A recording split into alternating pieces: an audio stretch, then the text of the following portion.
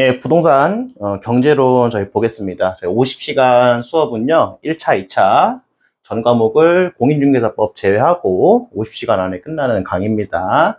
저희 같은 경우는 저희 그 50시간 수업 중에서 일부만을 저희가 공개 강의로 보이는 거니까 한번 보시고 재밌게 보셨으면 좋겠어요.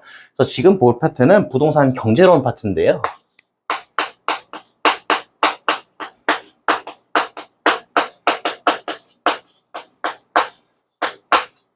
이 경제론 파트 같은 경우는 저희 부동산 학개론 중에서 40문제 중에 한 6문제 정도가 출제가 됩니다. 이 중에서 6문제 중에 2문제가 계산 문제로 나오게 될 거고요. 나머지 4문제 같은 경우는 말문제로 나올 겁니다. 그러나 이제 여기서 이제 모든 수험자들이 항상 막히는 부분이 있어요. 저희가 앞쪽에 부동산학 총론부터는 되게 쉽게 읽히는데 참 여기 부동산 경제론 들어가면 그래프도 나오고 뭐 수식도 나오다 보니까 조금 힘들어 하시는 부분이 있습니다. 근데 기본적으로 경제론 부분은 원리라든가 원칙을 정확히 본질을 꿰뚫고 있어야 뭐 어떤 문제가 나와도 다 맞출 수 있어요. 저랑 수업을 하시는 모든 분들은 이 경제론, 그리고 뒤에 나오는 감정평가론, 그리고 투자론 부분을 단 한 문제도 틀리지 않습니다. 되게 쉬워요. 저희가 지금 배우는 이 부동산 학개론, 특히 공인중개사 수준의 부동산 경제론 수준은요, 일반적인 경제학의 또 난이도보다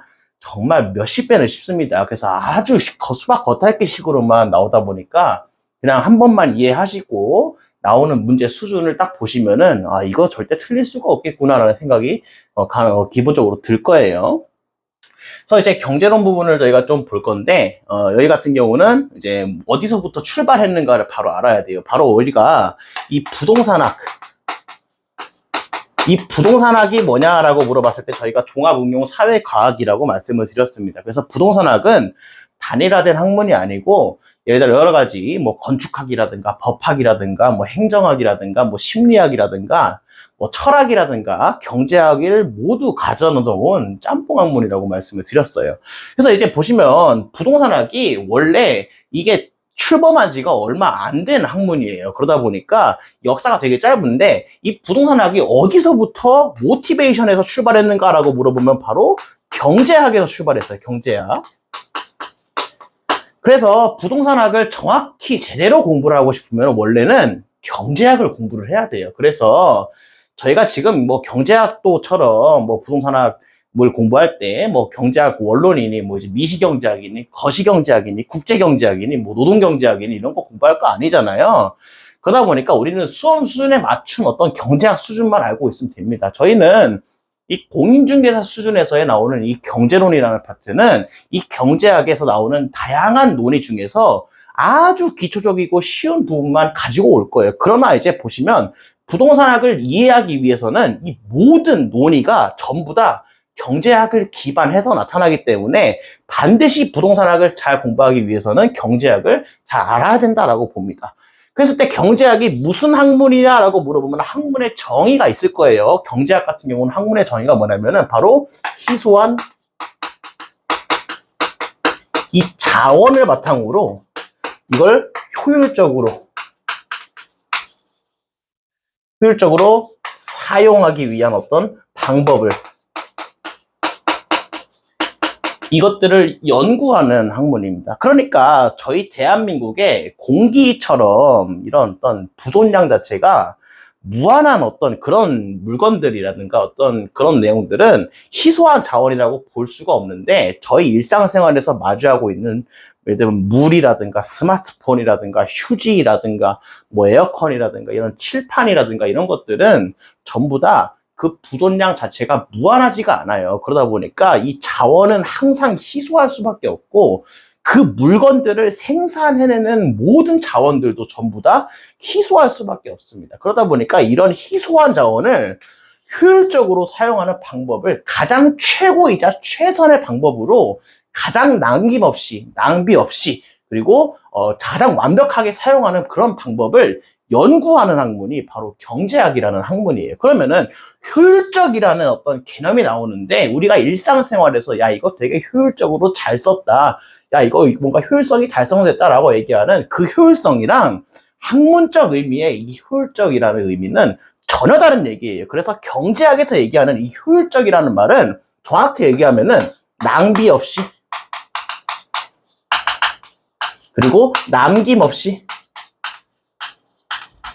그리고 완전하게 뭐 이런 비슷한 뜻을 내포하고 있어요. 학문에 이 단어가 나온다 그래가지고 이런 어려운 단어가 나온다 그랬을 때 그 단어를 정말 끝까지 연구하려고 하는 그런 자세는 지양했으면 좋겠습니다. 왜냐하면 학문이라는 거는 끝이 없기 때문에 절대 우리 인간의 어떤 그 제한된 삶으로 인해서 학문을 끝까지 팔 수는 없어요. 그러니까 효율적이라는 어떤 단어가 나온다 그랬을 때 이 단어를 정말 끝까지 이 단어의 고심한 뜻이 뭔가 파볼 생각은 하지 마시고 그냥 우리 적당한 수험 수준 내에서 이 경제학에서 얘기하는 효율적이라는 단어는 그냥 남김없이 낭비 없이 혹은 완전하게라는 어떤 그런 뜻을 내포하고 있구나라는 체감적인 의미만 가지면 되겠습니다. 그래서 경제학은 바로 어떤 학문이냐? 희소한 자원이 있는데 자원은 우리 전 세계 전 지구상의 자원이라고 하는 거는 예를 들면 공기 같은 걸 제외하고 모든 자원은 희소할 수밖에 없는데 그런 희소한 자원을 최대한 남김없이 효율적으로 사용하는 그런 방법을 연구하는 학문이 바로 경제학이라는 개념이 들어오게 됩니다. 그래서 이제 경제학에서 파생된 게 바로 부동산학이기 때문에 부동산학을 잘 공부하기 위해서는 경제학을 잘 알아야 된다라는 말씀을 드리고 경제학의 모든 내용을 다 알려드리진 않을 겁니다. 그랬을 때 경제학은 어떤 학문이냐라고 물으면 이런 학문이라고 얘기도 할 수 있는데 또 어떤 학문이냐라고 물어보면은 이런 말기도 들 수 있어요. 바로 가정의 학문이다. 이 가정은 집가자를 써가지고 저희 일반적인 어떤 가정 공동체 그런 가정의 의미가 아니고요. 이거는 우리가 어떤 특별한 상황을 상정해가지고 나타나는 그런 가정을 의미하는 겁니다. 그랬을 때 이 가정의 학문이 바로 경제학이라고 하는데요. 대표적으로 경제학에서 쓰는 가정이 있습니다. 바로 다른 모든 조건이 일정하다면이라는 가정을 쓰거든요. 다른 모든 조건이 일정하다는 가정하에 어떠한 변수가 변했을 때 또 다른 변수가 어떻게 변화하는가라는 법칙을 규명해내는 게 대표적인 경제학이에요. 대표적으로 다른 모든 조건이 일정하다면 가격이 떨어졌을 때 수요량은 증가하더라라는 개념이 나오거든요. 근데 이걸 가정을 배제하고 그냥 가격만 떨어뜨리면 무조건 수요량이 증가합니까? 라고 물어봤을 때는 그 가정이 법칙이 성립하지 않게 돼요. 왜냐면은 가격이 떨어졌는데 만약에 소득은 감소했어요. 그렇게 되면은 가격의 떨어짐으로 인해서 수요량은 증가하는데 소득의 감소로 인해서 수요량은 오히려 감소하게 되거든요. 그러다 보니까 경제학 같은 경우는 이런 변수들을 모두 이 해당하는 변수를 제외하면 모든 다른 조건들은 일정하다고 가정을 해놓고 그런 상황에서 한 가지의 변수만을 투입했을 때 변화하는 것을 관찰하는 학문이라 보시면 되겠습니다. 그래서 경제학이라는 학문은 기본적으로 이런 다른 모든 조건이 일정하다면이라는 가정을 두고 있다는 거 기억을 해 놓으시고요. 경제학에서 얘기하는 경제학적 인간이 있습니다. 그랬을 때 경제학적 인간이라고 하는 거는 저희 인간 세상에서 살고 있는 그런 인간들이랑은 완전히 다른 개념들이에요. 그래서 경제학에서 상정하는 인간들의 행태를 분석하는 게 경제학인데 경제학적 인간은 주로 어떤 가정을 두고 있는가? 저희는 완전 경쟁 시장에 대해서만 말씀드립니다. 이 사람들은 모두 뇌가 연결이 돼 있어요. 그래서 어떤 갑이라는 사람이 어떤 정보를 습득하는 즉시 을한테 알려주지 않더라도 을은 이 정보를 습득하게 됩니다. 왜냐하면 뇌가 다 연결이 돼 있으니까 갑만 알고 있는 정보만 없고 갑이 정보를 알더라도 뇌가 공유가 돼 있어서 을도 알아요. 그러니까 을 말고 을이 정보를 습득했다? 그러면은 또 옆에 있는 병도 그 즉시 정보를 알게 된다. 몇 초 만에요? 0.1초 만에 정보를 습득하는 거예요. 그래서 모든 여기 경제학적 인간에 있는 사람들은 뇌가 다 공유되어 있다라고 봅니다. 그래서 이런 인간들을 가정하고 있고요. 기본적으로 또 어떤 가정을 두고 있는가? 바로 손해보는 짓을 하지 않습니다. 예를 들어서 어떤 A라는 행위가 있고 B라는 행위가 있는데 둘 중에 하나를 선택을 해야 되는 어떤 그런 상황에 직면했다 볼게요. 근데 A 같은 경우는 나한테 1원의 이익을 가져다 준다 그랬고 B 같은 경우는 나에게 2원의 이익을 가져다 준다라고 했을 때 경제학적 인간은 반드시입니다. 반드시 B를 선택하게 돼 있어요. 다른 모든 조건들이 일정하다면 A를 선택하지 않고 B를 선택한다는 겁니다. 그래서 경제학적 인간들은 매우 합리적이다라고 보실 수 있을 것 같아요. 특히 이런 금전적인 측면에서 이 금전을 나중에는 만족감이라든가 효용이라든가 그런 걸로 치환할 수 있겠지만 기본적으로 손해보는 행동은 하지 않는다 보시면 되겠습니다. 그래서 경제학적 인간을 가정해놓고 이 인간들이 살고 있는 세상을 한번 관찰해보고 연구해보자라고 하는 게 경제학의 어떤 기본적인 논리라고 보시면 될 것 같아요. 그래서 경제학적 인간은 가장 완벽한 그런 인간을 어떤 신이라 생각을 하세요. 신. 이 경제학적 인간들이 살고 있는 세상에서 이 인간들은 신이라고 생각을 하시고 이 신들이 어떤 움직임을 보이는가를 연구하고 생각하면은 이 경제학이 조금 더 흥미로워지고 재밌다 보시면 됩니다. 자, 그리고 어떤 특성이 있는가? 바로 0.1초 만에 연산을 하는 특성이 있어요. 이게 뭐냐면은 어떠한 의사결정을 내릴 때, 예를 들면은 예컨대 A라는 선택지와 B라는 선택지가 있다 그랬을 때 이 경제학적 인간은 A와 B 중에 뭘 선택하지라고 고민하는 시간이 5초, 10초, 100초 이런 개념이 없어요. 그냥 0.1초 만에 그 즉시 생산합니다. 그러니까 이 사람들은 뭐예요? 한마디로 얘기하면 법칙에 의해서 생각하고 법칙에 의해서 판단하고 법칙에 의해서 행동한다라고 보시면 됩니다. 이게 경제학적 인간의 기본적인 가정이라는 거예요. 그랬을 때 이 경제학적 인간들이 살고 있는 세상을 뒤에서 배우겠지만 저희는 완전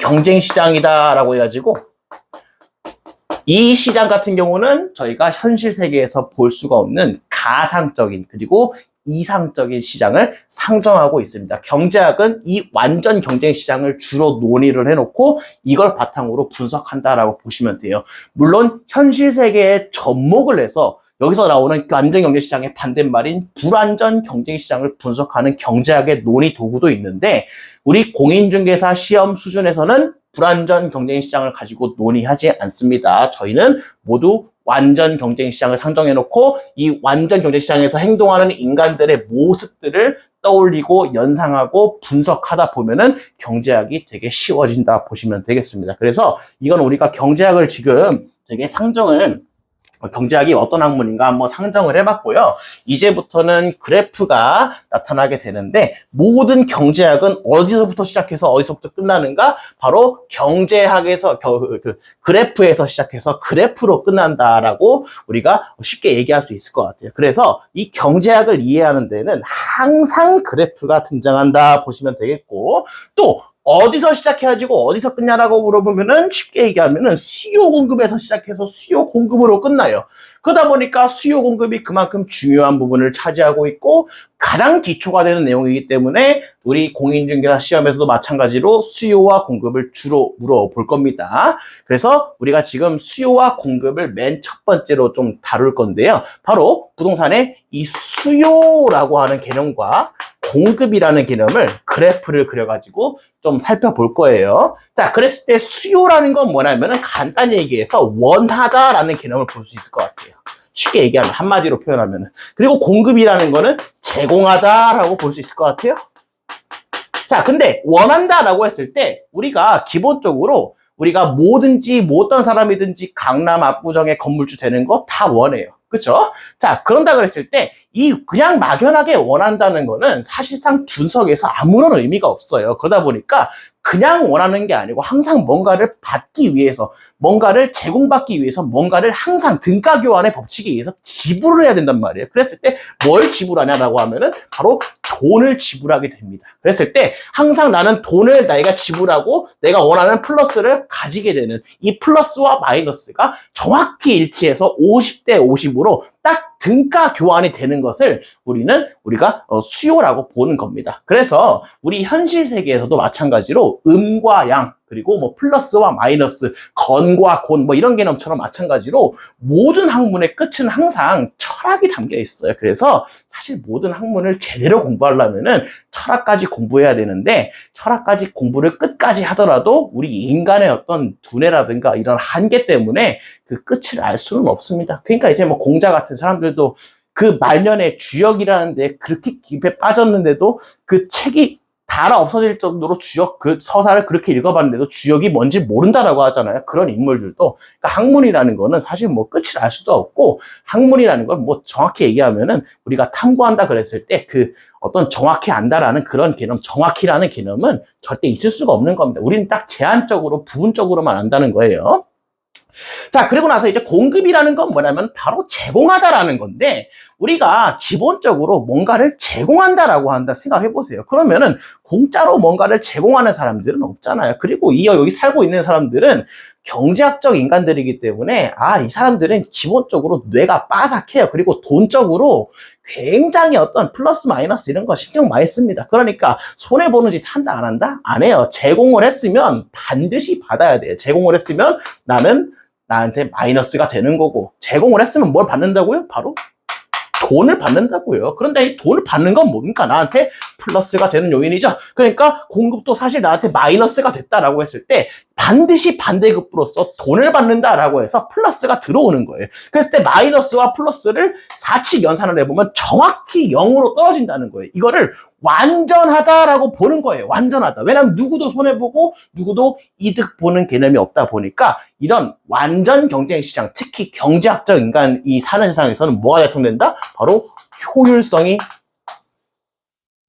달성된다라고 얘기를 하는 거예요. 그래서 저희가 경제학적 이제 완전 경제 시장에서는 항상 효율성이 달성되고 낭비가 없고, 뭐 이제 보면은 소비자 잉여와 공급자 잉여는 극대가 되고, 그다음에 뭐 여기 나오는 사회적 후생 손실은 빵이 되고 이제 남김없이 된다는 게 다 이런 내용 때문에 그런 겁니다.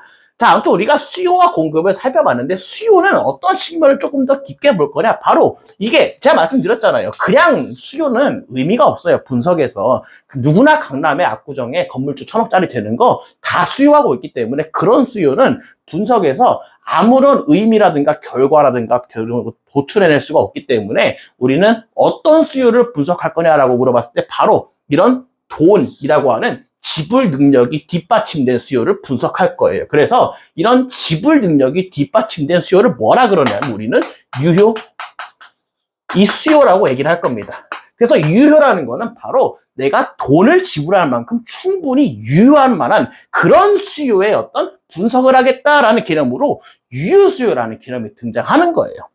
그래서 우리가 지금 보는 이 모든 수요라는 법칙들도 전부 다 뭐 부동산에 관한 수요를 다루겠지만, 기본적으로 부동산이 아니더라도 전부 다 유효 수요를 바탕으로 우리가 이 내용을 분석을 하고 전개해 나간다 보시면 되겠습니다. 그래서 우리가 수요와 공급을 잠깐 동안 뭐 말씀을 드렸는데, 이제 그래프를 한번 그려보죠. 이거 재밌어요. 이거 보시면은 그래프를 보시면은 항상 눈으로 보면서 그림을 보기 때문에 훨씬 직관적으로 이해가 됩니다. 자, 가정을 해볼게요. 어떤 갑이라는 인물이 있는데, 이 갑이라는 인물이 바로 소득이 10,000원이라고 보겠습니다. 자, 경제학적 이 인간들이 살고 있는 세상에서는 항상 효율성이 달성된다 그랬죠. 그러니까 효율성이라는 의미가 뭐죠? 남김없이, 낭비 없이 뭐든지 다 완벽하게라는 거예요. 그러니까 이 갑이 소득이 10,000원이 있다라고 하는 거는 바로 이 소득이 10,000원이라는 것을 전부 다 사용한다는 의미로 볼 수 있을 것 같아요. 효율성이 달성되려면. 자, 그런다 그랬을 때 여기에 사과 시장이 있다라고 볼게요. 사과 시장. 그러니까 다른 모든 조건들은 고려하지 않아요. 실제로는 사과 시장뿐만 아니라 배 시장도 있고, 감 시장도 있고, 귤 시장도 있고, 자동차 시장도 있고, 에어컨 시장도 있고, 컵 시장도 있고, 뭐 이런 분필 시장도 있는데, 다른 모든 조건들은 전부 다 배제하는 게 경제학적인 원칙이거든요. 다른 모든 조건들은 생각하지 않고, 다른 모든 조건들은 일정하다고 가정해놓고 사과 시장만 있다라고 가정했습니다. 그래서 부동산 경제학이라는 건 항상 가정의 학문이에요. 자, 그런다 그랬을 때 이 사과 시장에 사과를 파는 가격이 있을 겁니다. 자, 그런다 그랬을 때 사과 값이 10,000원이다 라고 하면은 이 경제학적 인간이 사과를 몇 개 살 수 있습니까? 라고 물어보면은 바로 1개를 살 수 있다 라고 해가지고 여기 있는 A점이 찍히게 돼요. 그래서 이 경제학적 인간은 소득이 10,000원이나 그랬을 때 누구는 일부는 저축을 하고 누구는 투자를 하고 누구는 배도 사고 귤도 사고 하겠지만 지금 이런 거 아무것도 고려하지 않는다 그랬잖아요. 오로지 사과만 구입한다라고 보겠습니다. 그러면 효율성이 달성되려면 소득을 전부 다 써야 돼요. 그러니까 10,000원이 있으면 낭김없이 효율성이 달성되려면 낭비 없이 써야 되기 때문에 완벽하게 빵원이 될 때까지 다 써야 되는 거예요. 그러니까 10,000원짜리 사가면은 1개를 살 수 있다 보는 거죠. 자, 그런 상황에서 사과 값이 10,000원에서 5,000원으로 내려갔다라고 보면은 이제 사과를 총 몇 개 살 수 있습니까? 소득 10,000원짜리 다 써야 된다니까요. 그러니까 몇 개 살 수 있어요? 2개 살 수 있다라고 해서 가격이 5,000원일 때에는 총 2개를 살 수 있습니다라고 해서 B점이 찍히는 거예요. 자, 이런 상황에서 사과의 가격이 5,000원에서 2,500원으로 내려갔다라고 가정을 해볼게요. 항상 부동산 경제로는 다 가정의 학문입니다. 가격이 내려갔을 때 2,500원으로 내려가면 이제 총 몇 개 살 수 있냐라고 물어보면 이제는 4개를 살 수 있어요. 그래야지 10,000원을 다 쓰게 되니까요. 그래서 C점이 찍히게 되고 이번엔 사과값이 2,500원에서 1,000원으로 내려갔다라고 보면 총 몇 개 살 수 있습니까? 이제 대답을 할 수 있어. 10개를 살 수 있다라고 보는 거예요. 그래서 요 점이라고 하는 D점이 찍히게 됩니다. 잘 보십시오. 이 점들을 무수히 많은 점들이 있을 건데 이 점들을 연결하면은 이러한 곡선의 형태가 나타나게 되는데 이 곡선을 뭐라 부르냐면 바로 수요 곡선이라고 부를 거고 이걸 QD라고 읽을 겁니다. 그래서 여기를 P라고 부르고 0이라 부르고 여기를 Q라 그랬을 때 바로 이 Q라고 하는 거는 우리가 수량이라고 하는 퀀티티의 어떤 개념을 쓰고 D의 아래 첨자 되어 있는 건 demand라 그래가지고 demand 뜻이 수요거든요. 그래서 이 곡선을 뭐라 부를 거냐면 저희는 수요 곡선이라고 부를 거예요. 그래서 수요 곡선은 어떻게 생겼냐라고 물어보면 바로 우하향하는 어떤 방향으로 나타나게 되더라라는 개념이 나타나고 저희가 그래프에서 살펴봤듯이 여기서 나올 수 있는 법칙이 있습니다. 저희가 10,000원이었던 사과가 가격이 떨어지면은 1개에서 2개로 수요량이 늘어나는 걸 발견할 수 있었어요. 그래서 수요의 법칙이 등장하게 되는데 다른 모든 조건들이 일정하다면 가격이 떨어졌을 때 수요량은 증가하더라라는 우리는 법칙을 그래프를 통해서 살펴봤어요. 그래서 A점에서 가격이 떨어지면은 수요량은 1개에서 2개로 늘어났으니까 A점에서 B점을 따라가지고 이렇게 내려가서 A점에서 B점으로 이동하더라. 가격이 떨어지면요. 그랬을 때 가격이 떨어지면은 수요량은 늘어나게 되는데 반드시 늘어나야만 되는 게 수요의 법칙입니다. 뒤에서 배우겠지만 반드시 늘어나지 않는 경우도 있거든요. 가격이 떨어졌는데 수요량은 오히려 감소하거나 변화가 없는 재화들도 한번 살펴볼 겁니다. 그러나 기본적으로 수요의 법칙은 뭐다? 가격이 떨어지면 수요량은 증가할 수밖에 없더라. 그러면 수요량은 왜 증가할 수밖에 없습니까? 라고 물어보면은 경제학적 인간에서는 상정했을 때 바로 경제학적 인간은 모두 효율성이 달성되는 시장에서 살고 있기 때문에 이 소득을 전부 다 써야 된다라고 해석할 수도 있고요. 경제학적 논리도 조금만 더 들어가면은 어떤 효과 때문에 수요량은 반드시 증가할 수밖에 없는가라고 봤을 때 저희는 이 대체 효과, 소득 효과라는 개념으로 설명할 수 있거든요. 근데 설명의 이게 시험에 나오지는 않는데 간단하게만 설명드리면 이 대체 효과라는 거는 기본적으로 뭐냐면은 사과 시장을 대체할 수 있는 다른 과일들이 있어요. 배라든가 귤이라든가 감이라든가. 자, 그러면은 다른 모든 조건들은 일정하다고 그랬으니까 여기서 일정하다고 가정하는 배라든가 귤이라든가 그런 시장에서는 어떠한 변화도 없어요. 그런 상황에서 사과의 가격만 싸지면 상대적으로 다른 재화보다 사과값이 저렴해지기 때문에 다른 모든 조건들은 전부 다 동일하다는 가정에서 사과의 수요가 늘어난다라고 보는 거예요. 그래서 경제학적에서 보면은 사과나 배나 귤이나 감이나 이런 모든 과일들은 이걸 하나 먹든 이걸 하나 먹든 이걸 하나 먹든 이걸 하나 먹든 내게 주는 만족감은 실제로는 다 달라요. 우리 인간은 다 다르니까. 근데 경제학적 인간에서 가정하는 이 경제학적 인간들은 사과를 먹든 배를 먹든 귤을 먹든 감을 먹든 전부 다 만족감이라고 하는 만족감을 효용이라 그러는데 이 효용은 전부 다 동일하다라는 비합리적인 가정을 두고 있습니다. 경제학적 인간들이 살고 있는 세상에서는 모든 물건들의 만족감, 과일이라 그러면은 이 과일의 만족감이 전부 똑같아요. 그러니까 사과의 가치는 떨어졌는데 배라든가 귤이라든가 감의 가격은 일정이에요. 근데 사과를 먹든 배를 먹든 귤을 먹든 감을 먹든 만족감은 똑같다. 그러면 합리적인 인간, 우리가 가정했던 게 경제학적 인간은 합리적인 인간이잖아요. 합리적인 인간이라면 가격이 싼 거를 사는 게 더 좋다. 왜? 다 모든 것들이 만족감이 똑같으니까요. 그래서 이런 대체 효과 때문에 가격이 떨어지면 수요량이 증가하더라라고 보는 거예요. 이런 효과도 있다라는 거. 이런 게 이제 대체 효과라는 개념인 건데요. 시험에 안 나옵니다. 자, 그리고 어떤 효과가 또 있냐라고 물어보면은 소득 효과라는 것 때문에 수요량이 또 증가한다는 거예요. 그래서 보세요.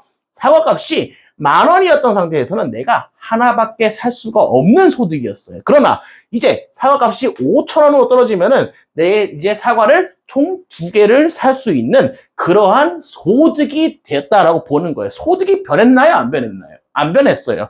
그래서 겉으로 보이는 소득은 명목소득이라고 부르는데 겉으로 보이는 소득은 변화하진 않았지만 기본적으로 내가 사과값이 떨어졌으니까 소득이 마치 증가한 것처럼 간주가 되다 보니까 물건을 더 많이 살 수 있게 됐다는 거죠. 그래서 이 소득 효과라는 것 때문에도 이런 수요량이 증가한다라고 보는 거예요. 그래서 우리가 경제학적으로 깊이 들어가면은 어떤 재화 같은 경우는 소득 효과가 없고 대체 효과는 있고 반대로 대체 효과는 없고 소득 효과는 있고 이런 개념들도 경제학에서는 깊게 보면 살펴보는데 저희가 보는 이 완전 경제시장 특히 공인중개사 수준에서 나오는 경제론은 대체 효과와 소득 효과가 모두 있다라고 가정을 하는 겁니다. 그래서 대체 효과도 있고 소득 효과도 있기 때문에 수요량은 반드시 증가할 수밖에 없다라고 보는 거예요.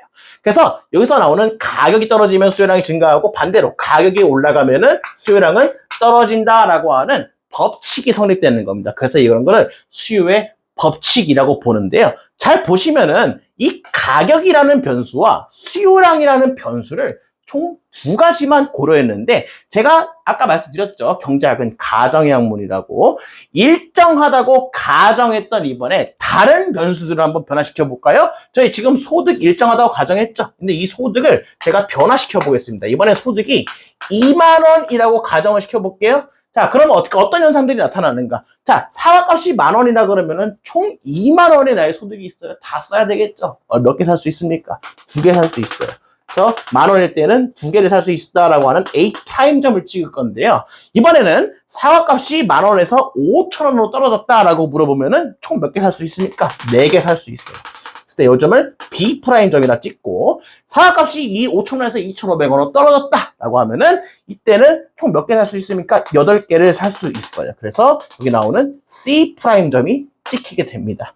사과값이 2,500원에서 1,000원으로 떨어지면은 이번에는 사과를 총 20개를 사야 이 소득을 전부 다 사용할 수 있어요. 그래야 효율성이 달성되니까요. 그랬을 때 바로 여기 나오는 D 프라임점이 찍히게 되는데요. 이 일정하다고 가정했었던 다른 요소들을 변화시켜 보니까 이번엔 새로운 점들이 찍힌 걸 볼 수 있습니다. 그래서 이 점들을 연결하면은 이러한 곡선이 나오게 되는데요. 여기서 또 알 수 있는 게 있습니다. 저희 경제학은 모든 다른 조건들이 일정하다면이라는 가정을 뒀었는데 이번엔 일정하다고 가정했던 그런 요소들을 한번 변화시켜 보니까 원래의 수요 곡선인 여기 QDA 곡선에서 새로운 QDB 곡선으로 이동한 거를 볼 수 있을 것 같아요. 그래서 이런 식으로 일정하다고 가정했었던 다른 요소가 변한다 그러면 수요 곡선 자체가 A 곡선에서 B 곡선으로 이렇게 이동하는 것을 봤습니다. 그래서 이걸 뭐라 부르냐면 바로 이런 것을 수요의 이 변화라고 부르고요. 이 수요의 변화라는 거는 어떤 개념이냐? 일정하다고 가정했었던 이런 요소들을 변화시키면은 바로 이런 수요의 변화가 나타난다라고 보시면 돼요. 자, 근데 우리가 지금 보시면은 여기 나와 있는 게 세로축에는 P라고 하는 프라이스라고 하는 가격이 나와 있고요. Q라고 하는 이 Q는 이 수요량이라는 변수예요. 근데 지금 그래프를 보면은 칸을 표시하는 게 두 개밖에 없어요. 세로축에는 P, 가로축에는 Q라고 해서 사실상 우리가 물건을 구매할 때는 원래는요, 소득도 신경 쓰고 가격도 신경 쓰고 물건의 디자인도 신경 쓰고 그다음에 뭐 내구도도 신경 쓰고 매장과의 거리도 신경 쓰고 날씨도 신경 쓰고 한단 말이에요, 실제로는. 자, 근데 이렇게 제가 아까 첫 시간에 말씀드렸죠, 아까 전에 가격이 떨어지면은 수요량은 증가하게 되는데 반대로 소득이 감소하면 수요량은 감소한단 말이에요, 일반적으로. 그러다 보니까 이 동시에 두 가지 변수를 변화시키면은 요 법칙이 성립됩니까? 안 됩니까? 어떤 하나의 결과로 귀결이 돼야 안 돼요? 안 된단 말이에요. 그러니까 경제학에서는 법칙을 규명하기 위해서 다른 모든 조건, 소득 변수, 임금 변수, 물가 변수, 통화량 변수, 그다음에 뭐 대체재 변수, 여러 가지 변수들이 있을 건데 물건을 구매하기 위해서는 이런 조건들을 전혀 고려하지 않고 일정하다고 가정한 상태에서 가격만을 변화시키는 거예요. 그럼 왜 가격을 변화시키는가? 다른 모든 변수들도 변화시켜도 되는데 우리가 물건을 구매할 때는 가장 먼저 신경 쓰는 게 가장 우리의 의사결정에 직접적으로 와닿는 게 물건의 가격이라는 뜻이기 때문에 가격 변수가 가장 중요하다라고 해서 가격과 이 수요량의 관계를 규명해 보자라고 보는 거예요. 다른 요소들은 중요하지 않은 변수다라고 보고 가격 변수만 중요하다라고 봐서 실제로 여기 그래프에 두 개의 어떤 칸만 있는데 이 두 개의 칸을 뭐로 채웠냐? 가격 변수와 수요량 변수로 채웠다라는 겁니다. 그래서 일정하다고 가정했었던 소득 변수, 대체재 변수, 금리 변수, 뭐 이제 물가 변수, 인플레이션 변수 이런 변수들이 변화하면은 바로 이런 식으로 수요의 변화가 일어나게 되는데 수요의 변화는 그래프에서 봤듯이 QA 곡선에서 원래의 곡선에서 새로운 QB점으로 이동하더라, QB 곡선으로 이동하더라 라고 해서 이 수요의 변화라는 거는 바로 수요 곡선 이 자체의 이동을 나타내더라 라고 볼 수 있을 것 같아요. 자, 여기서 구별할 거 수요의 변화랑 수요량의 변화라는 것은 전혀 다른 겁니다. 그래서 시험 문제에서도 잘 나와요. 양자의 변화와 그냥 변화는. 자, 수요량의 변화는 뭐냐면은 바로 해당 재화의 가격 변수, 가격이라는 변수가 변화한다라고 하면 그거는 수요량의 변화라고 저희가 부를 거고요. 이거는 뭐냐면은 해당 재화의 가격이 변화하면 QA 곡선에서 보세요. 원래 A점에서 가격이 떨어졌더니 이번엔 B점으로 이런 식으로 이동하는 걸 볼 수 있을 것 같아요. 수요 곡선은 그대로 있죠. 근데 점만 바뀌었잖아요. 이걸 뭐라 부르냐면 바로 수요 곡선 선상의 변화라고 보는 거예요. 그래서 해당 재화의 가격이라고 하는 이 가격 변수가 변화하면 무조건 수요의 변화가 아니고요. 수요 곡선이 이동하는 게 아니고 수요 곡선이 이 선상을 따라 가지고 점이 이동하더라라고 하는 그런 개념을 살펴볼 수 있을 것 같아요. 간단히 보면은 량자가 들어갔다, 여기 량자가 안 들어갔다, 량자가 들어갔으면 무조건 뭐다?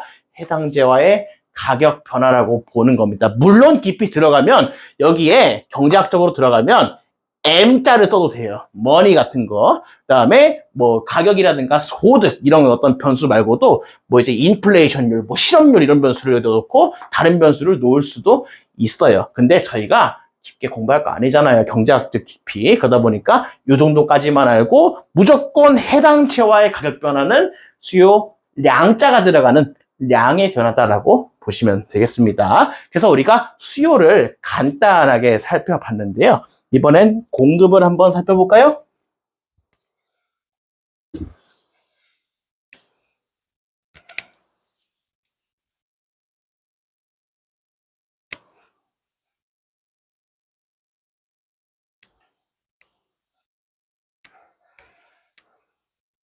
자, 공급 같은 경우는 우리가 뭐라 그랬습니다. 공급은 제공하다라고 말씀드렸어요.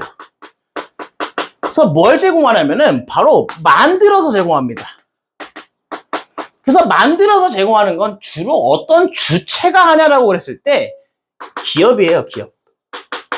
그래서 기업자가 보통 물건을 생산해서 누구한테 판매를 하잖아요. 그래서 공급을 상정할 때는 기본적으로 기업자의 입장이다라고 보시면 될 것 같아요. 자, 그러면 기업은 어떤 사람들이냐라고 물어보면은 다양한 학설이 있는데 가장 초점이 맞춰지고 있는 학설이 바로 이윤, 이 극대화설입니다.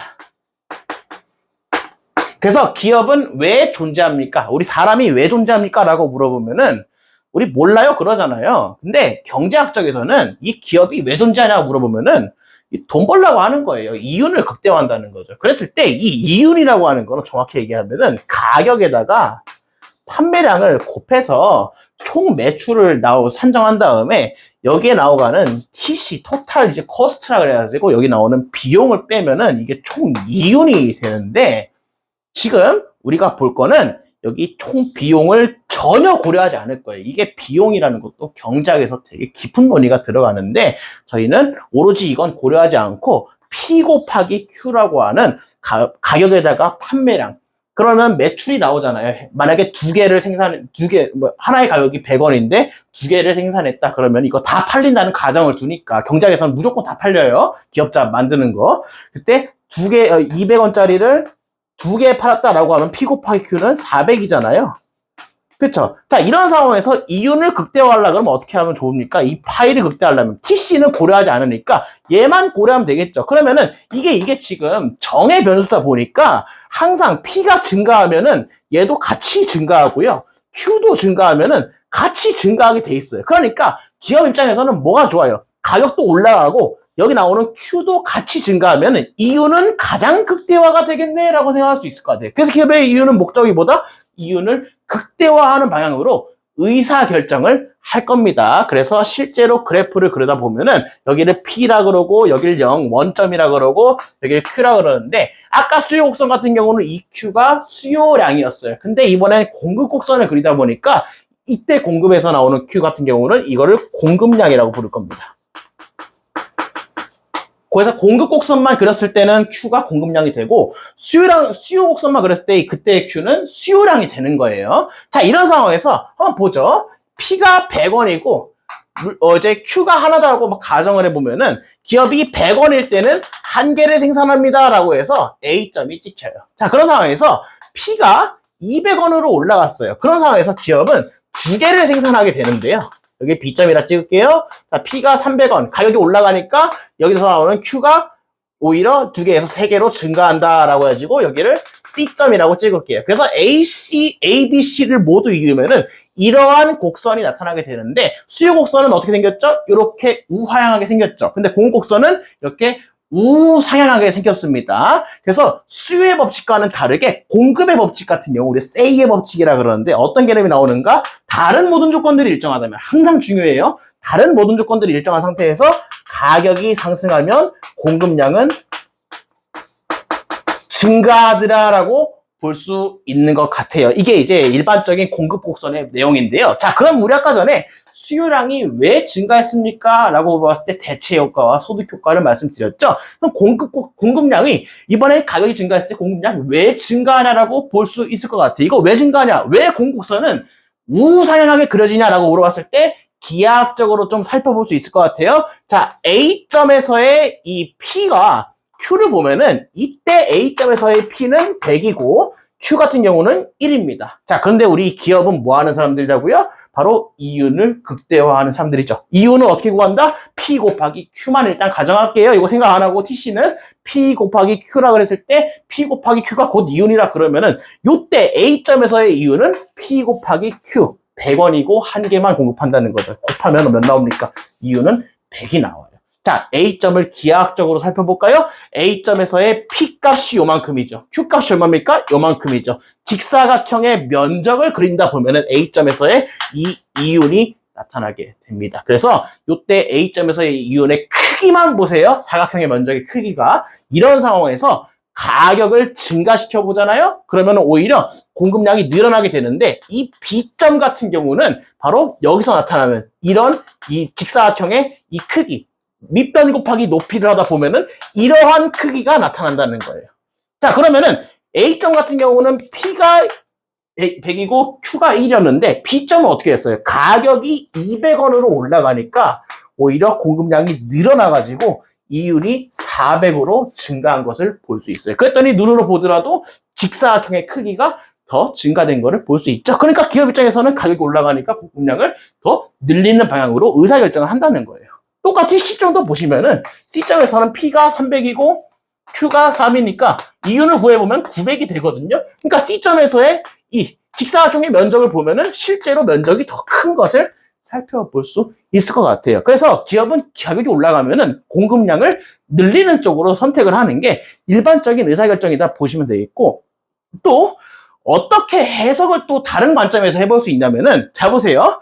우리가 공급을 하나를 한다라는 거는 바로 물건을 하나를 만든다라는 거거든요. 기업 입장에서. 자, 그런다 그랬을 때 저희가 이 TC라고 하는 토탈 코스트, 비용을 고려하지 않는다라고 말씀드렸지만 이번엔 비용을 고려해 볼게요. 물건을 하나만 만든다라고 했을 때에는 바로 뭐가 들어요?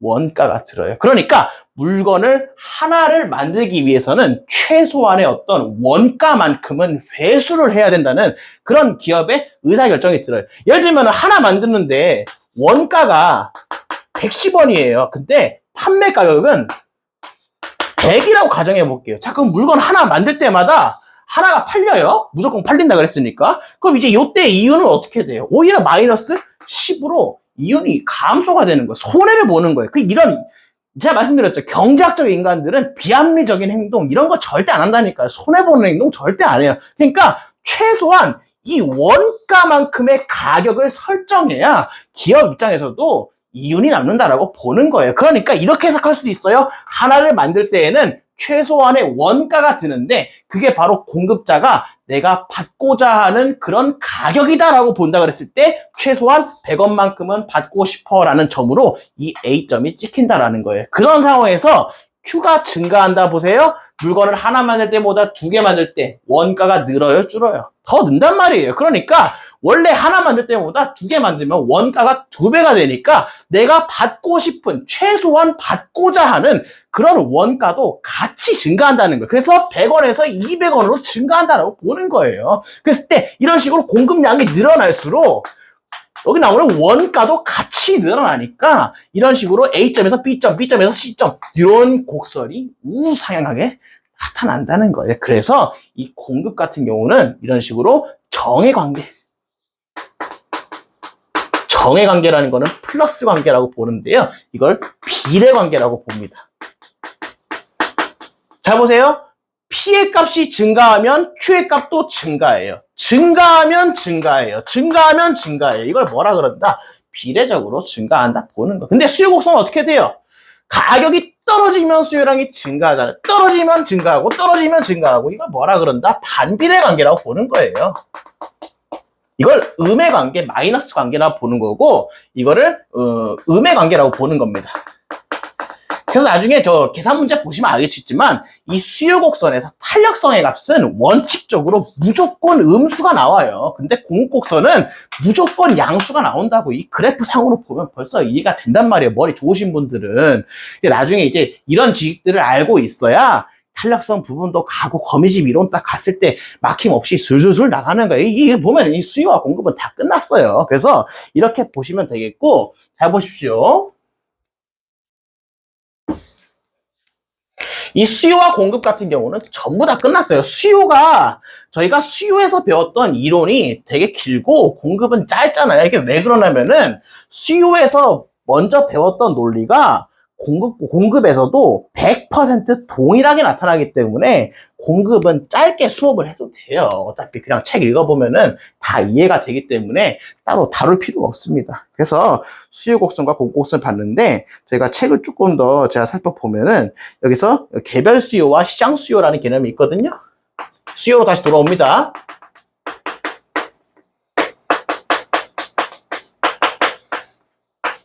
그랬을 때 시장 전체, 이번에도 가정이에요. 역시나 경제학은 가정의 학문입니다. 시장 전체에 갑이라는 사람과 을이라는 사람 딱 두 사람만 존재한다 그럴게요. 갑이든 을이든 어떤 물건을 구매한다라고 가정을 해보겠습니다. 수요만 볼 거예요. 자, 이랬을 때 세로축을 P라 그러고 가로축을 Q라 그러고 세로축을 P라 그러고 가로축을 Q라 그랬을 때 갑의 수요 곡선이 있겠고 을의 수요 곡선이 있겠습니다. 그런 상황에서 가격이 350원을 가정할게요. 여전히.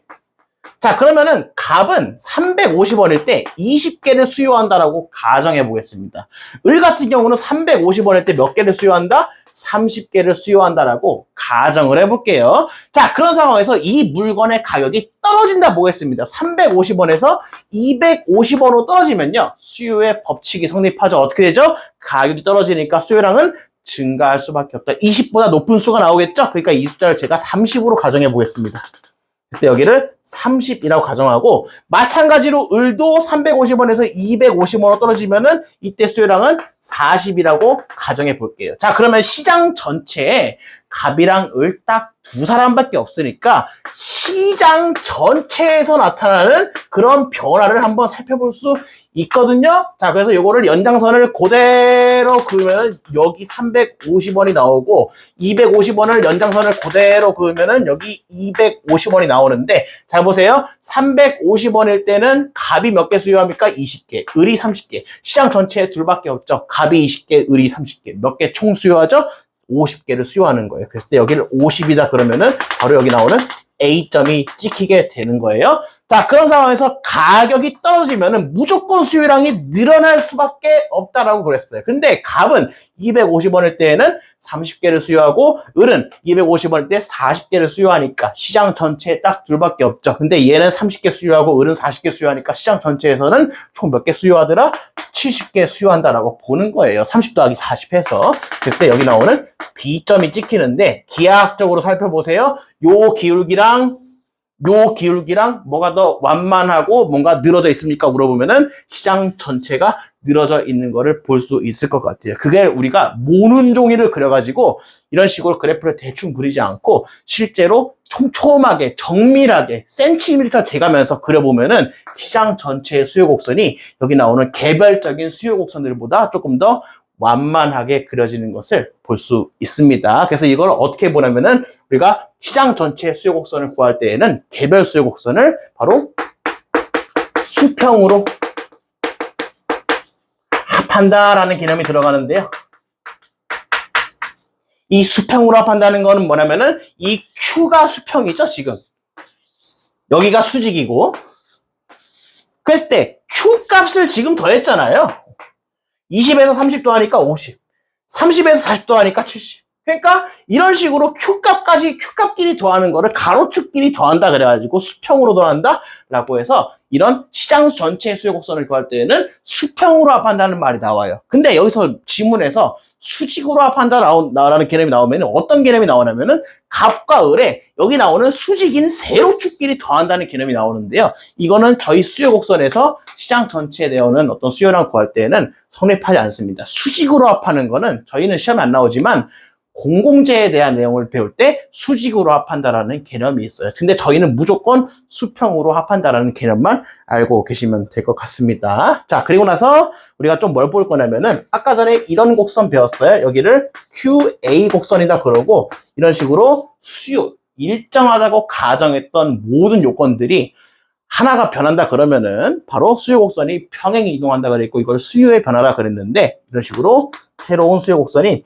B가 나오더라라는 것을 살펴봤습니다. 그랬을 때 언제 수요가 증가하고 언제 수요가 감소하는지 살펴볼 건데 기본적으로 알아둬야 될 거는 수요 곡선이 우측으로 이동하면 수요의 증가라고 보는 거고요. 반대로 QB에서 QA로 좌측으로 이동하면 수요의 감소라고 보는 겁니다. 보세요. P값이 어느 정도 있다라고 가정해 볼게요. 여기 100이라 그럴게요.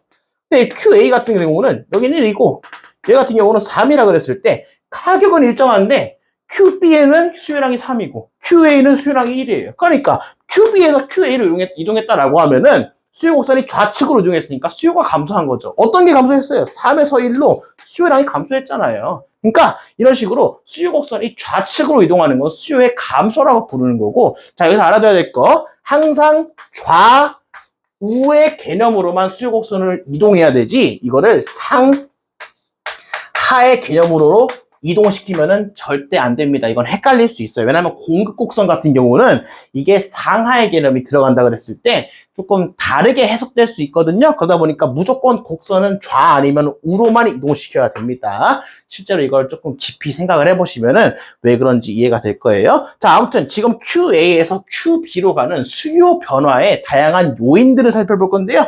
대표적으로 우리가 보시면은 소득 수준의 변화가 있습니다. 그래서 우리가 일정하다고 가정했던 소득 아까 10,000원이 있었죠? 이걸 20,000원으로 증가시키니까 어때요? 소득이 증가하니까 어떻게 됐어요? 수요가 증가하는 모습을 살펴봤습니다. 그랬을 때 소득이 증가했을 때 수요가 증가하는 그런 재화들을 우리는 정상재라고 부를 건데 이 정상재라는 녀석은 뒤에 나오는 수요의 소득 탄력성을 보면은 그때 조금 더 깊이 이해가 될 수 있어요. 자, 원칙이 있습니다. 소득이 증가할 때 수요가 무조건 증가하는 건 아니에요. 제가 맛보기로 살짝 알려드리면 소득이 증가했을 때 오히려 수요가 감소하는 재화도 있어요. 자, 예를 들어볼게요. 내가 지금 월에 100만 원을 벌다가 월에 1,000만 원을 번다 생각해 보세요. 자, 100만 원 벌 때는 돼지고기를 많이 먹죠. 그리고 소고기는 적게 먹죠. 100만 원 벌 때 돈이 없으니까. 자, 그런데 소득이 늘었다 보세요. 소득의 증가는 수요의 증가를 가져온다 그랬죠. 근데 여기 보세요. 돼지고기 더 먹나요? 안 먹나요? 일반적으로 안 먹어요. 그리고 뭘 먹어요? 소고기를 많이 먹는단 말이에요. 이런 것들은 우리 일상생활에서 더 살펴볼 수 있어요. 예를 들면은 선풍기와 에어컨 같은 것도 똑같아요. 돈 없을 때는 선풍기 많이 쓰는데 돈 많으면 에어컨 많이 쓰거든요. 그러니까 소득이 증가했을 때 어떤 수요도 같이 증가하는 재화를 뭐라 부르는가? 이걸 정상재라고 보는 거예요. 그래서 뒤에서 나오겠지만 수요의 소득 탄력성이 증가 방향이 똑같고 이거는 플러스 방향, 양의 방향이기 때문에 탄력성이 이게 0보다 크게 나오는 거예요. 뒤에 나오는 이제 선풍기라든가 돼지고기를 우리는 소득이 증가할 때 수요가 감소한다 그래서 이거를 열등제라고 부르는데 뒤에서 나오겠지만 탄력성이 이거는 0보다 작게 나와요. 왜냐면은 하나는 증가하고 하나는 감소하니까 플러스 곱하기 마이너스를 해보면은 항상 음수가 나온단 말이에요. 탄력성도 그래서 음수가 나오는 거예요. 그랬을 때 일반적인 정상제를 가정한다 그러면은 소득이 증가했을 때 수요가 같이 증가하더라라는 걸 살펴볼 수 있겠고요. 또 어떤 개념이 있냐면은 바로 대체재와 보완재라는 개념이 있습니다. 자, 이번에는 시장에 하나의 재화만 있는 것을 상정하는 게 아니라 이번에는 두 가지의 재화를 함께 고려해 보겠습니다. 지금 녹화가 잘 되고 있나요?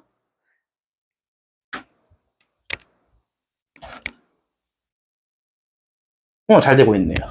자, 볼게요. 자, 이번에는 우리가 사과 시장만 상정하는 게 아니고 시장 전체에 사과와 배가 있다라고 가정해 보겠습니다. 다른 물건들은 없어요. 자, 그럼 사과 시장에서 사과의 수요 곡선, 배 시장에서 배의 수요 곡선이 있겠죠. 자, 그랬을 때 사과를 사 먹던 배를 사 먹던 모든 물건들의 만족감, 효용감 이런 것들은 다 동일하다고 보는 거예요. 그래서 맨 처음 시간에 나오는 저희 부동산학 총론 중에서 경제학적 시장에서는 항상 일물일가의 법칙이 성립된다라고 하는 게 하나의 물건에는 하나의 가격만 성립되고 어떤 동일한 물건, 동일한 효용을 가진 재화에는 항상 가격이 일정할 수밖에 없다는 거예요. 반대로 얘기하면 가격이 일정하면 효용이 다 똑같다는 거예요. 근데 저희 현실은 불안정 경제시장이기 때문에 지금 나오는 일물일가의 법칙이 성립하지 않는다는 게 전부 다 저기 나오는 개별성의 특성에서 기인하는 겁니다. 자, 보세요. 이번엔 사과와 배를 볼 건데 이런 재화 관계를 뭐라 부르냐? 대체제라 보는 거예요. 대체제. 왜냐면은 서로 대체가 되더라도 내게 주는 만족감은 똑같다라고 보는 거예요. 그러니까 사과랑 배랑 사실상 동일한 재화라고 가정을 하는 거예요. 이것도 물건만 다르지. 그런 상황에서 사과의 가격이 떨어진다고 가정해 볼게요. 수요의 법칙 성립하죠? 사과에 뭐가 됩니까? 수요. 그냥 수요가 변하는 게 아니에요. 수요량이 반드시 증가할 수밖에 없어요. 이거 뭐라고요? 수요 곡선 선상의 변화를 가져온다 그랬어요.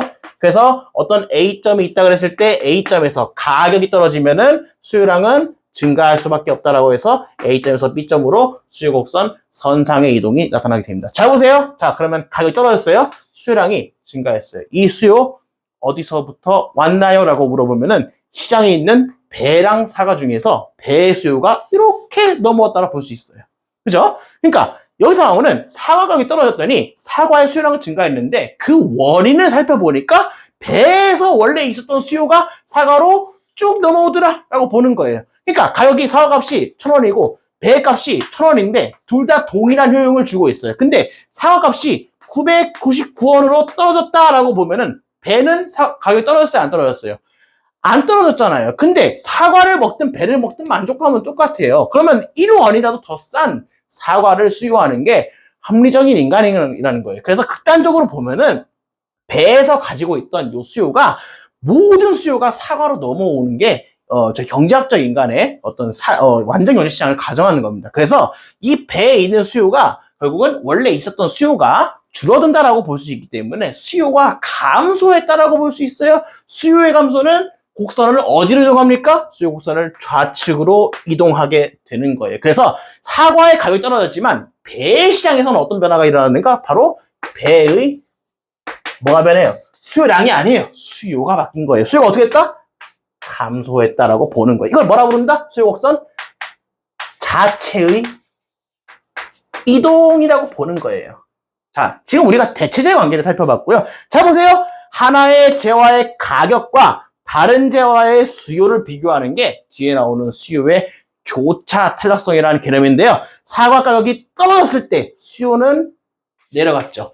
하나의 재화의 가격이 떨어졌을 때 다른 재화의 수요가 감소했어요. 내려갔을 때 내려가고, 내려갔을 때 내려가고, 내려갔을 때 내려가고 방향이 지금 같은 방향으로 보고 있잖아요. 그래서 수요의 교차 탄력성은 여기 나오는 정의 관계라고 해가지고 보시면 입실론이 탄력성이 0보다 크게 나와. 이걸 대체재 관계라고 보는 거예요. 그래서 이제 뒤에서 소득 탄력성 보겠지만 기본적으로 우리가 뭐 쉽게 암기를 하려 그러면은 대체재는 플러스 관계, 보완재는 마이너스 관계다라고 해가지고 대체재는 플러스 방향, 하나가 내려가면 같이 내려가는 방향 보고 있으니까 이거 반대로 올라가면 올라가겠죠. 하나의 재화가 올라가면 다른 재화가 올라가겠죠. 이거를 우리가 대체재 관계라고 보는 겁니다. 그래서 뒤에서 또 배울 거예요. 아무튼 이번에는 우리가 대체재가 아니라 보완재를 한번 볼게요. 보완 관계는 어떤 게 있냐면은 하나의 재화가 다른 재화에 어떤 밀접한 수요에 영향을 미치는 관계를 보완재라 그래. 대표적으로 뭐가 있는가? 휘발유와 자동차가 있어요. 자, 그랬을 때 휘발유 시장에 수요 곡선이 있겠고 자동차 시장에 수요 곡선이 있겠잖아요. 잘 보세요. 만약에 가정을 해볼게요. 휘발유의 가격이 떨어졌어요. 자, 그럼 수요의 법칙에 의해서 어떻게 되죠? 휘발유 가격은 반드시 올라갈 수밖에 없어요. 이게 수요의 법칙이니까. 이거 보시면은 휘발유 가격이 떨어지면 휘발유의 수요량이죠, 수요량.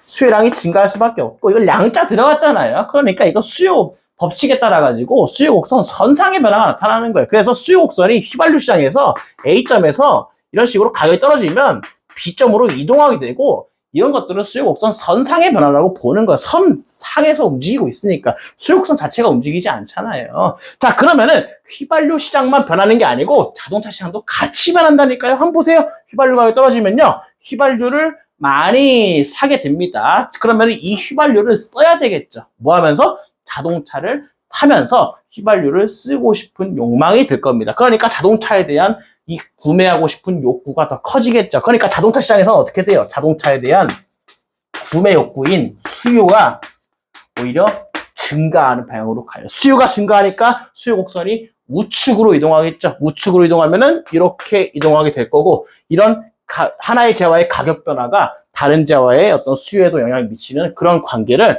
이런 식으로 대체재와 보완재라고 부르는데, 휘발유와 자동차의 관계를 우리가 보완재라고 부른다는 거예요. 대체재 같은 경우는 어땠어요? 하나의 재화의 가격이 떨어지니까 다른 재화의 수요가 떨어졌죠. 떨어지니까 떨어지고 떨어지니까 떨어지고. 근데 보완재는 어때요? 휘발유 가격이 떨어지니까 오히려 반대 재화인 상대 재화의 수요가 증가해요. 하나는 떨어지는데 하나는 올라가고, 하나는 떨어지는데 하나는 올라가고, 내려가니까 올라오고, 내려가니까 올라오고, 하나는 올라가는데 하나는 내려가고, 하나가 내려가니까 하나는 올라가고. 이거 약간 곱하면 어떻게 돼요? 음수 나오잖아요. 음수 나오니까 이거 뭐라 그런다? 반비례 관계라고 보는 거예요. 음의 관계, 마이너스 관계라고 보는 거예요. 그래서 대뿔 보마, 보완제는 마이너스가 나온다는 게 실제로 나중에 뒤에 나오는 수요의 교차 탄력성 보시면은 입실론이 음수가 나오는 게 있어요. 이 탄력성이 0보다 작게 나오는 경우가 있어요. 이거 뭐라 부른다? 저희가 그 보완제라고 부르는 거예요. 그래서 이런 식으로 대체제와 보완제를 좀 살펴볼 수 있어요. 그래서 다른 제와의 가격이 변하면은 이런 식으로 내 제와의 수요가 변하더라라는 점을 살펴볼 수 있습니다. 또 뭐 그 외에도 다른 요인들이 있어요. 뭐 소비자의 가격 예상 변화라든가, 뭐 금리의 변화라든가, 아니면은 선호도의 변화라든가, 아니면 일정하다고 가정했던 모든 그 조건들이 한 10만 개, 100만 개, 1000만 개는 돼요. 사실상 보면은. 근데 그걸 다 분석할 수는 없으니까 이런 논리들을 한번 살펴보시고 나머지는 적용을 해보시면서 연습을 하면은 전혀 어렵지가 않습니다. 그래서 이런 어떤 개념들이 이제 그 수요에 대한 수요 변화랑 개별 수요와 시장 수요를 살펴봤었고요. 그 다음에 나오는